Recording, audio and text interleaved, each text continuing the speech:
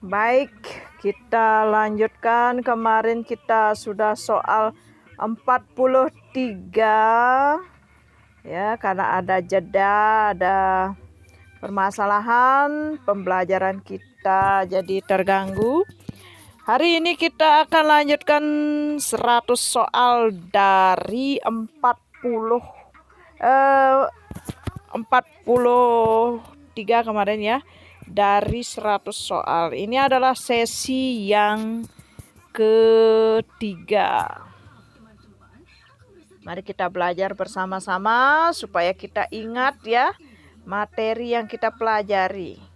Seorang guru dapat menampilkan bahan tayang yang menarik perhatian siswa dalam pembelajaran.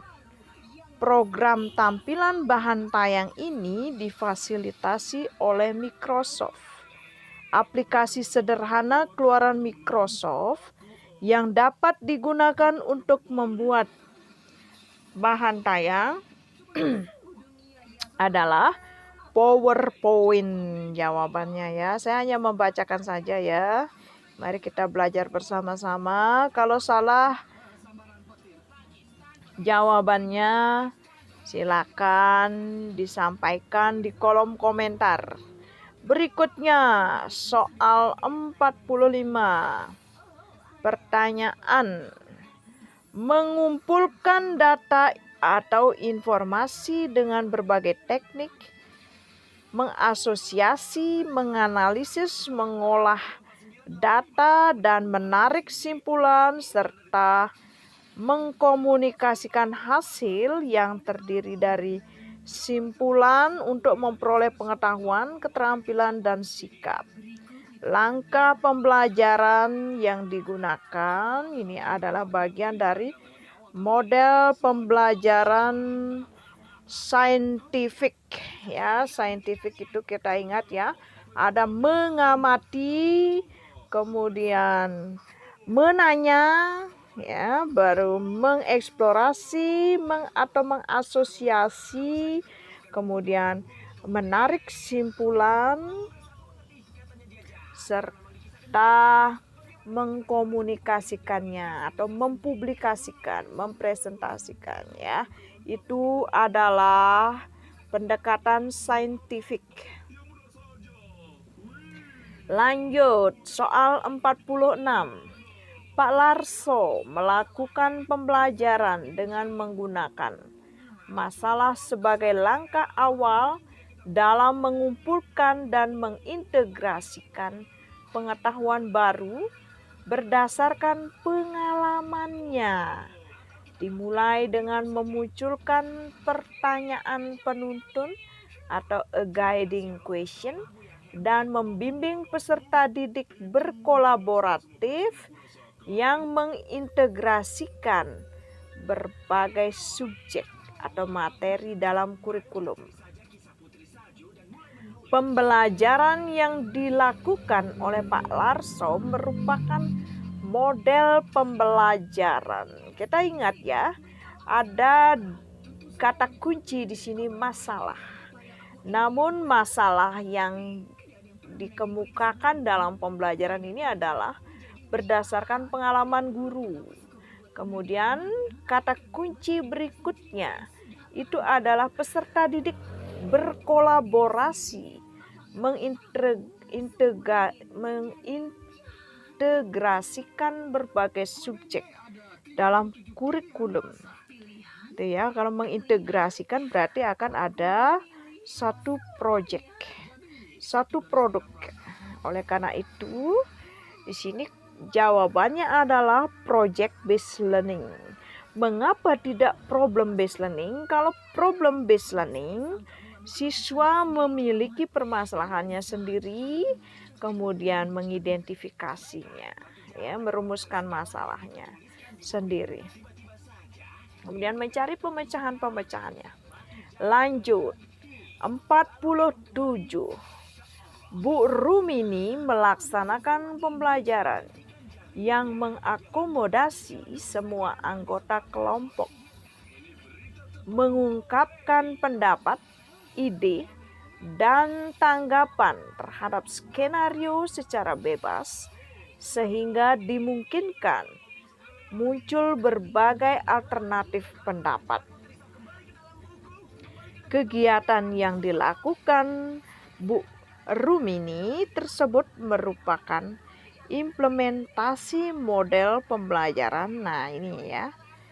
Jadi Bu Rumini meminta setiap siswa atau setiap kelompok di dalam kelas tersebut untuk mengungkapkan pendapat atau ide sehingga muncul berbagai alternatif pendapat.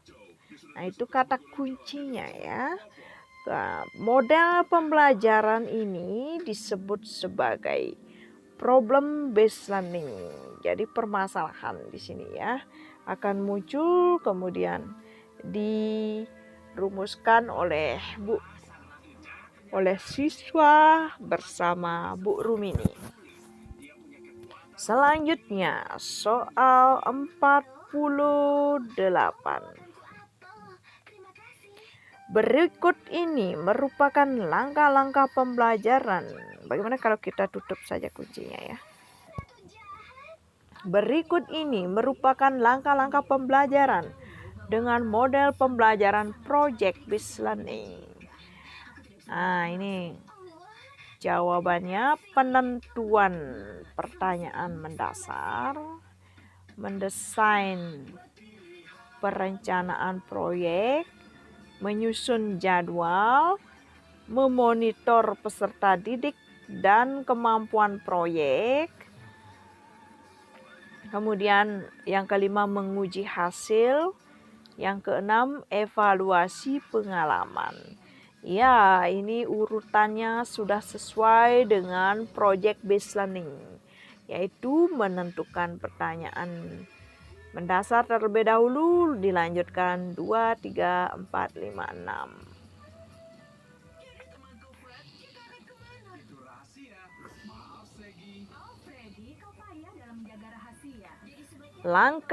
Langkah kegiatan pembelajaran problem based learning memiliki urutan. Nah, ini kita menurut saya ya, orientasi siswa pada masalah, kemudian mengorganisasi siswa dalam belajar, selanjutnya membimbing penyelidikan siswa secara mandiri dan kelompok, selanjutnya yang terakhir mengembangkan dan menyajikan hasil karya. Orientasi, mengorganisasi siswa. Ya, jadi jawabannya 2, 3, 1. 2, 3, 1. Oh, ini saya berarti ini belum paham ini ya. Problem based learning. 2, orientasi siswa sudah benar. Kemudian yang ketiga, membimbing penyelidikan secara mandiri atau kelompok. Kemudian mengorganisasi siswa. Setahu saya ini ada penyelidikan ini yang ketiga. Jadi 21 mestinya. 21, 3, 4. Ya, saya tidak mengerti ini mengapa 2, 3. Orientasi masalah, kemudian menyelidiki masalah, mengorganisasi siswa dalam belajar. Baik. Ingat ya rekan-rekan, Bapak Ibu, kalau Bapak Ibu tidak setuju dengan jawaban yang ada di soal ini, kita berbagi sharing ya, berbagi dan sharing ya. Jawaban yang benar menurut Bapak Ibu yang mana? Jawaban Bapak Ibu sangat menentukan kesuksesan kita bersama. Baiklah Bapak Ibu, jika sudah mengisi kolom komentar, mengisi jawaban yang benar, saya sampaikan terima kasih. Selanjutnya, soal nomor 50.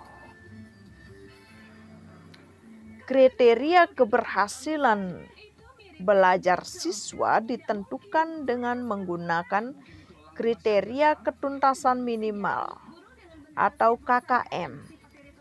KKM adalah rata-rata setiap unsur dari kriteria yang ditentukan. Untuk menentukan KKM diperlukan faktor-faktor. Ya, yang setahu saya ya, daya dukung, kemudian kompleksitas indikator, kemudian kemampuan peserta didik atau intik. Ya, itu jawabannya. Nah, ini jawabannya C ya. Saya sudah ingat ini jawabannya C. Selanjutnya, fungsi KKM adalah sebagai berikut. Ya, kita baca saja ya. Kecualinya kita abaikan. A. Sebagai acuan peserta didik dalam menyiapkan diri mengikuti penilaian mata pelajaran. B. Merupakan target satuan pendidikan dalam pencapaian kompetensi setiap mata pelajaran. C. Dapat digunakan sebagai bagian dari komponen dalam melakukan evaluasi program pembelajaran yang dilaksanakan di sekolah ya.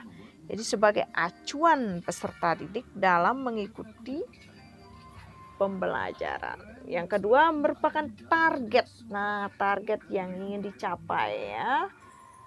Selanjutnya menjadi komponen penilaian. Jadi kalau kecuali pertanyaannya berarti yang tidak berupa fungsi KKM itu adalah sebagai pengambilan keputusan yang dapat dilakukan melalui metode kualitatif dan kuantitatif. Nah, ini salah ya. Jadi pengambilan keputusan itu sebagai alat untuk pengambilan keputusan benar, tapi kalau ini sebagai kegiatan pengambilan keputusan itu salah ya. Ya, yang benar itu adalah sebagai acuan, kemudian sebagai komponen penilaian, kemudian sebagai target kompetensi. Lanjut. Fungsi indikator dijadikan sebagai penanda dalam fungsi indikator. Ya, kalau kita membuat indikator, maka itu adalah sebagai penanda pencapaian kompetensi dasar. Jadi pada soal sebelumnya saya menemukan soal yang berkaitan juga dengan indikator. Itu berarti salah ya jawabannya. Coba kita ingat-ingat ya pada pertemuan sebelumnya. Nah, ini ya. Jadi kalau rekan-rekan setuju, jawaban fungsi indikator dijadikan penanda dalam pencapaian standar kelulusan ya pada sesi sebelumnya, maka itu jawabannya salah. Jadi jawaban yang benar itu adalah sebagai penanda dalam pencapaian kompetensi dasar. Karena IPK indikator itu ada setelah kompetensi dasar. Jadi urutannya adalah standar kelulusan, kemudian kompetensi, standar kompetensi, kemudian kompetensi dasar. Seperti itu ya urutannya. Selanjutnya indikator pencapaian tujuan. Ya, yang belum mengisi kolom komentar jawaban yang salah, ya semoga bisa berdiskusi pada hari ini. Lanjut ya, tadi kita sudah membahas soal nomor berapa tadi ya? Soal nomor 52 ya. Ini harus saya screenshot, saya akan diskusikan kembali. Ya, saya sudah screenshot.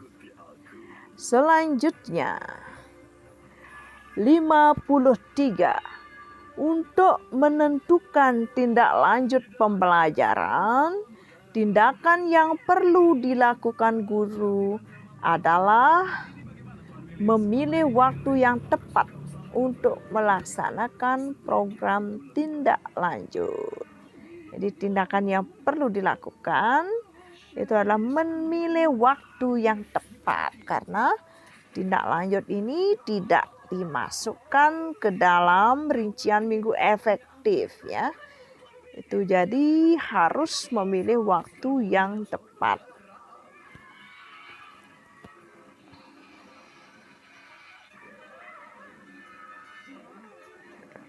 Menilai tingkat pencapaian hasil belajar siswa.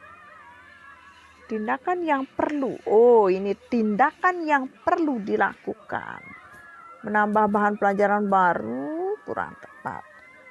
Mengetahui jumlah siswa yang tidak mengikuti program tindak lanjut itu setelah melakukan tindak lanjut. Jadi jawabannya memang D ya. Memilih waktu yang tepat. Selanjutnya, instrumen yang digunakan untuk menilai perilaku siswa dalam proses pembelajaran adalah pedoman observasi. Jadi instrumen yang digunakan untuk menilai perilaku siswa dalam proses pembelajaran adalah pedoman observasi. Benar-benar ya. Berikutnya 55. Sebelum guru menyusun soal untuk menilai hasil belajar peserta didik, manakah yang pertama kali harus dipelajari? Sebelum guru menyusun soal, maka yang perlu dipelajari itu adalah indikator pencapaian kompetensi. Karena indikator pencapaian kompetensi ini akan dituangkan dalam bentuk kisi-kisi atau kartu soal ya. Selanjutnya 56. Salah satu prinsip dalam penilaian hasil belajar peserta didik adalah penilaian harus terpadu. Terpadu artinya penilaian harus berkesinambungan oleh pendidik untuk semua aspek kompetensi. Jadi itu artinya terpadu ya. Penilaian harus terus-menerus berkesinambungan oleh pendidik untuk semua aspek kompetensi. Selanjutnya, soal nomor 57 kita baca. Instrumen penilaian hasil belajar yang digunakan pendidik harus memenuhi persyaratan. Nah, ini instrumen penilaiannya. A. Konstruksi butir soal memenuhi persyaratan yang sesuai dengan bentuk tes yang akan digunakan. B. Substansi yang diukur mempresentasikan kompetensi yang dinilai. C. Bahasa yang digunakan komunikatif sesuai dengan taraf perkembangan peserta didik. Ya, betul. Selanjutnya, digunakan untuk ulangan tengah semester dan ulangan akhir semester. Nah, ini katanya salah. Mengapa salah? Karena kalau sudah dipakai untuk ulangan tengah semester, jangan diulang-ulang itu terus ya. Itu benar-benar kurang bagus. Di instrumen soal yang digunakan sebaiknya berbeda pada ulangan tengah semester dan ulangan akhir semester. Itu untuk menunjukkan bahwa Siswa memang memahami kompetensi sesuai dengan indikator. Jadi kalau indikator boleh sama, tetapi soal tidak boleh sama ya. Jadi di sini instrumen penilaian tidak boleh sama antara ulangan tengah semester dan ulangan akhir semester. Selanjutnya 58 kita putar. Untuk mengetahui prestasi belajar yang dicapai oleh semua peserta didik pada satu rombongan belajar dapat dilakukan dengan menghitung nilai min.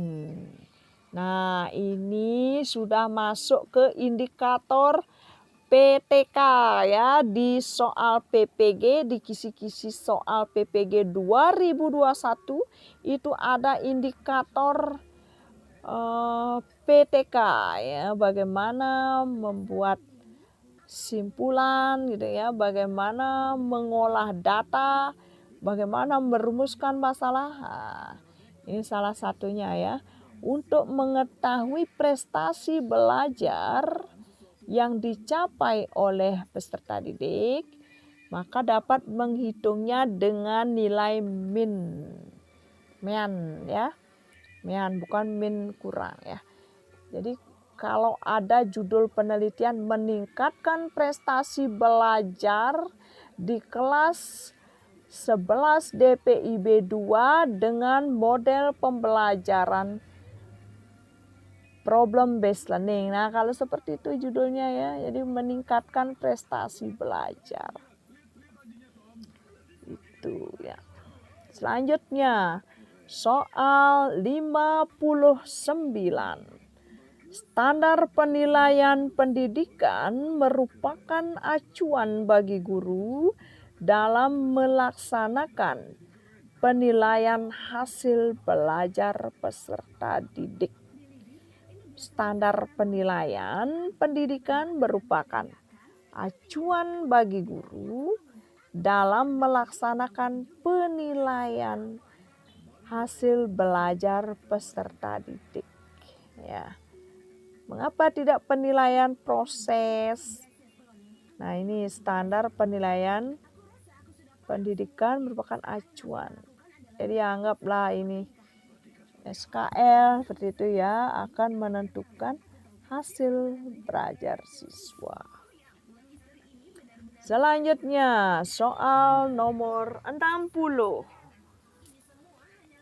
Penilaian adalah penafsiran hasil pengukuran dan penentuan pencapaian hasil belajar. Penilaian dapat berupa hasil belajar peserta didik yang tidak dipengaruhi oleh kepentingan penilai, perbedaan latar belakang agama, sosial ekonomi, budaya, bahasa, gender, dan hubungan emosional. Cara penilaian tersebut mengacu pada aspek objektivitas. Jadi harus objektif ya seorang guru.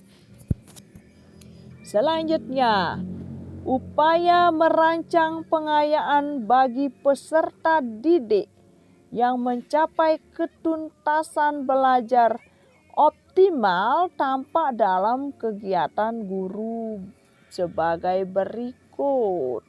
Langsung ya, kita tidak panjang-panjang lebar berdiskusi. Kita langsung jawab kunci jawabannya. Kalau salah, cantumkan di kolom komentar jawaban yang menurut rekan-rekan atau Bapak Ibu benar ya. Baik, akan saya ulangi. Upaya merancang pengayaan bagi peserta didik yang mencapai ketuntasan belajar optimal. Optimal itu tertinggi ya. Tampak dalam kegiatan guru berikut ini. D. Diberikan materi bahan ajar yang lebih tinggi tingkatannya dan mengerjakan soal-soal yang memiliki kesulitan tinggi. Ya, jadi itu ya caranya Untuk pengayaan diberi materi ajar yang lebih tinggi tingkatannya dan mengerjakan soal yang memiliki kesulitan yang lebih tinggi. 62. Dasar rancangan program remedi bagi peserta didik yang capaian prestasinya di bawah ketuntasan belajar adalah C. Sasaran terpenting pengajaran remedial adalah peningkatan kecerdasan siswa. Jadi dasar untuk mengadakan remedi itu adalah peningkatan kecerdasan siswa. Selanjutnya, soal nomor 63. Salah satu prinsip merancang program remedial bagi peserta didik tampak dalam kegiatan guru. C. Menggunakan rancangan pembelajaran baru yang berbeda sama sekali dengan rancangan yang ada. Jadi begitu ya, kalau siswa sudah remedi, atau sebagian besar siswa remedial, berarti kita harus merancang pembelajaran yang baru dan mengulang proses pembelajaran. Selanjutnya, 64. Kriteria ketuntasan minimal KKM merupakan kriteria ketuntasan belajar yang ditentukan oleh sekolah. Pada prinsipnya merupakan nilai batas ambang kompetensi. Jadi nilai batas ambang kompetensi. Ya, berapa siswa itu harus menjawab seperti itu ya. Itu ditentukan dia setelah melakukan analisis terhadap kompetensi, ya, kompleksitas, kemudian daya dukung, dan intik atau masukan. Selanjutnya, soal nomor 65. Penilaian portofolio dapat dilaksanakan dengan cara mengumpulkan hasil kerja masing-masing siswa yang telah diberikan masukan baik oleh guru maupun oleh rekan siswa dalam satu album sebagai bukti hasil belajar. Jadi dipilih ya salah satu karya siswa yang terbaik, itu adalah portofolio. Selanjutnya, soal 66. Penilaian hasil belajar siswa didasarkan pada karya siswa dan tugas siswa, kemampuan dalam proses pembelajaran dan hasil post-test disebut ya ini authentic assessment atau penilaian otentik ya. Ini betul-betul dari awal sampai akhir proses pembelajaran dinilai. Selanjutnya, pendekatan tes ini menggunakan norma yang disusun secara relatif berdasarkan kontribusi skor yang dicapai oleh para pengikut dalam suatu tes. Dengan demikian, maka skor standar yang dicapai oleh seseorang yang didasarkan atas norma relatif ini atau patokan acuan normatif gitu ya, mencerminkan status individu di dalam kelompok. Pendekatan tes yang dimaksud, nah ini PAN ya, sudah ada jawabannya di sini. PAN, penilaian bukan patokan acuan norma, penilaian acuan norma. Jadi menggunakan norma yang disusun relatif berdasarkan distribusi skor. Ya, itu. Penilaian acuan norma. Selanjutnya, soal 68. Kurikulum 2013 menggunakan pendekatan penilaian yang disebut dengan istilah penilaian acuan kriteria. PAK merupakan penilaian kompetensi yang didasarkan pada kriteria ketuntasan minimal atau KKM. KKM merupakan kriteria ketuntasan belajar minimal yang ditentukan oleh satuan pendidikan dengan mempertimbangkan karakteristik kompetensi dasar yang akan dicapai, daya dukung, dan karakteristik peserta didik. Dengan demikian, kurikulum 2013 menggunakan pendekatan penilaian yang didasarkan pada pendekatan penilaian acuan patokan atau PAP. Ya, penilaian acuan patokan menggunakan patok. Namanya KKM ya patoknya. Selanjutnya soal 69. Menggambarkan sejauh mana seorang peserta didik telah menguasai kompetensi merupakan fungsi penilaian. Selanjutnya soal nomor 70. Mengetahui tingkat penguasaan kompetensi dalam sikap, pengetahuan, dan keterampilan yang sudah dan belum dikuasai seseorang atau kelompok peserta didik untuk ditingkatkan dalam pembelajaran remedial dan program pengayaan merupakan tujuan penilaian. Wow, ini membingungkan ini. Tujuan penilaian adalah mengetahui tingkat penguasaan kompetensi.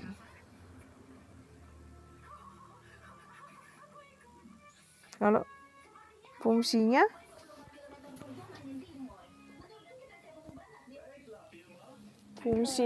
adalah menggambarkan sejauh mana seorang peserta didik telah menguasai. Selanjutnya soal nomor 71. Asesmen hasil belajar peserta didik harus memperhatikan prinsip-prinsip berikut.